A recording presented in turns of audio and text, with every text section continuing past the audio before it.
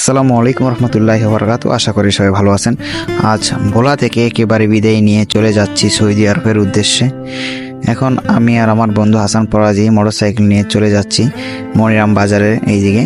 তো বৃষ্টির কারণে ফ্যানে অনেক ময়লা উঠতেছে, তার কারণে হুন্ডার থেকে নেমে সিনজিতে উঠলাম। তো আমরা সিনজিতে ওঠার পরে আমরা প্রায় 1-1.5 ঘন্টা পরে আমরা চলে আসলাম ভোলা ইলিশা। তো ভোলা ইলিশা আসার পরে আমরা এখানে লঞ্চ আমরা 5 মিনিটের জন্য একটা পাইনি। তারপরে আমরা সম্ভব লঞ্চে উঠলাম। তো ওঠার পরে এই লঞ্চটা ছাড়ছে 8:40-এ।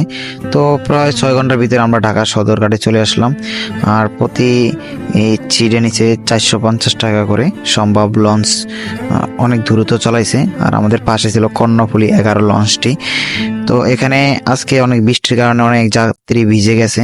তো আমরা বর্তমানে আছি লঞ্চের একেবারে ছাদে। তো আপনারা দেখতে থাকুন। তো গাইস, আমরা এখন বর্তমানে আছি সম্পদ লঞ্চে। হ্যাঁ, আমরা অন্যটা লঞ্চ মিস করছি। যদি আমরা 5 মিনিট আগে আসতে পারতাম ঘাটে, তাহলে আর কি লঞ্চটা পাইতাম। আমরা বরাবর 7টা বাজে পাইছি। আর একেবারে আমরা 5টা মিনিট আগে আসলে একেবারে সবচেয়ে ভালো হইতো।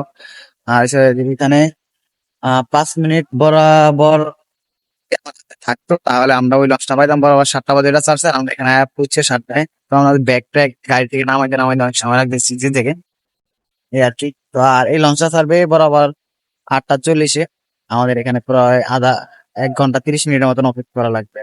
8:40-এ বরাবরই লঞ্চটা ছাড়া হয়েছে। তো আমরা লঞ্চ ছাড়ার পরে আমরা নিচে নেমে গেছি। তো নিচে নামার পরে এখানে আমরা কিছু ভিডিও নিলাম আর কি। নদীর অনেক যে বাতাস ছিল, হালকা এই বাতাসের ভিডিওটা নিলাম। আর হচ্ছে আজকে আমার সাথে যাইতেছে আমার মা, আব্বু এবং কাকি, চাচাতো ভাই মুজাহিদ।